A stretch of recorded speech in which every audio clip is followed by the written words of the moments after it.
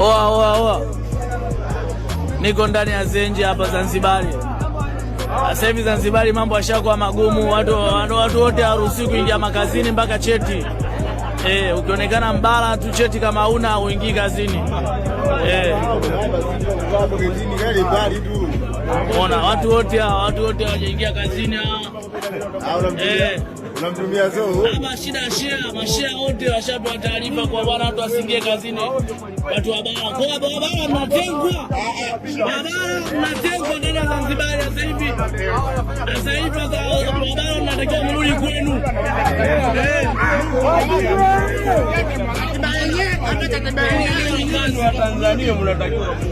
Kwa hiyo jamani, kama ninavyoambiana wabara wote tuandamane. Sasa hivi Zanzibar kuna ubaguzi. Watu wote hawa wanakataliwa kuingia makazini hawa. Natumaini sasa wale walioanzisha mjadala wa Tanzania bara na Zanzibar na hisi sasa mmeanza kuona matunda yake yalivyo.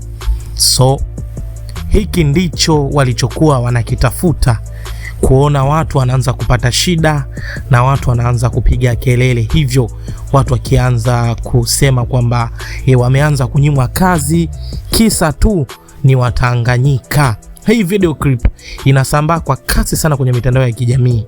Ni video inaonyesha vijana ambao wanasadikika kuwa ni Watanganyika ambao wapo huko Zanzibar wanafanya kazi, na ilikuwa ni kawaida yao wao kwenda hapo kazini, lakini baada tu ya matamko ya viongozi wale wawili wa kiserikali wakubwa, tena mawaziri, kusema kwamba ajira za vijana wanaoishi Zanzibar zinachukuliwa na watu wa kutoka Tanganyika.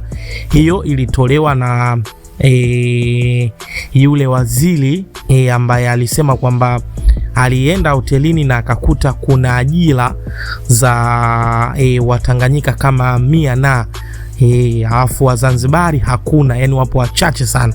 Hivyo akaahidi kwamba atahakikisha kwamba vijana wengi wanaoajiriwa kwenye hizo kazi wanakuwa ni Wazanzibari, alafu ile idadi ndogo ndio inakuwa Watanganyika. Hali hii iliweza kuibua mtifuano mkubwa bungeni, yani hata wao ndani ya bunge hawakuweza kuelewana. Kwa sababu gani? Kuna mbunge alisimama akasema kwamba Watanganyika ni wapiga kazi wazuri kabisa, kwa sababu ukienda kwenye mahoteli na sehemu zingine za vibarua unakuta mwenye kibarua anasema kabisa ajira hii bwana kwa siku ni shilingi 15,000 ama 10,000, alafu anatokea Mzanzibari anataka 30,000. Sasa wewe kama mtu ndo mwenye biashara, umwajiri Mzanzibari mmoja umpe 30,000 ama uajiri Watanganyika wawili kwa shilingi 30,000? So alienda mbali zaidi na akasema kuna baadhi ya kazi zinakuwa ni ngumu kwa Zanzibari kufanya kwa sababu ya tamaduni na mila za Kizanzibari. Inatajika kwamba Zanzibari ni mji wenye asili ya Kiislamu, hivyo kwenye mahoteli mengi wadada huwa wanavaa nguo fupi, wanaacha maungo yao wazi. Ni kitu ambacho kigumu, mpaka ule mbunge akasema yeye mwanae hawezi akaenda akafanya kazi ya design hiyo. Kwa hiyo hata akikuta ajira hiyo imechukuliwa na Tanganyika, basi anaona ni kawaida tu, kwa sababu hiyo kazi si sehemu ya Wazanzibari. Lakini kuna watu waliibuka kwenye mitandao ya kijamii wakaanza kuwatukana Watanganyika, tena kuwatukana matusi ya nguoni. Wakasema kwamba ni watu walioenda kule kupeleka tabia ya umaraya, wanaenda kule wanafanya ushoga. So kuna vitu vingi vilizungumzwa, lakini hii video clip naomba uirudie tena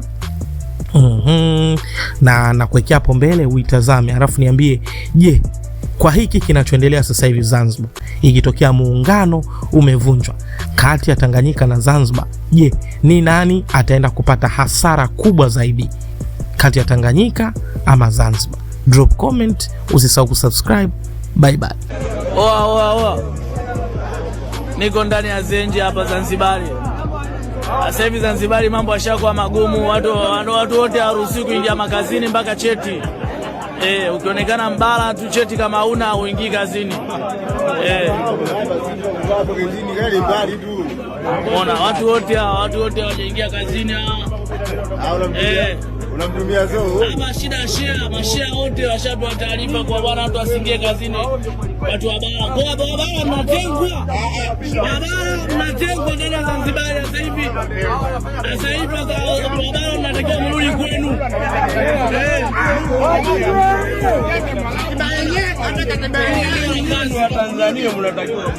Kwa hiyo jamani, kama ninavyoambiana, wabara wote tuandamane. Sasa hivi Zanzibar kuna ubaguzi. Watu wote hawa wanakataliwa kuingia makazini hawa.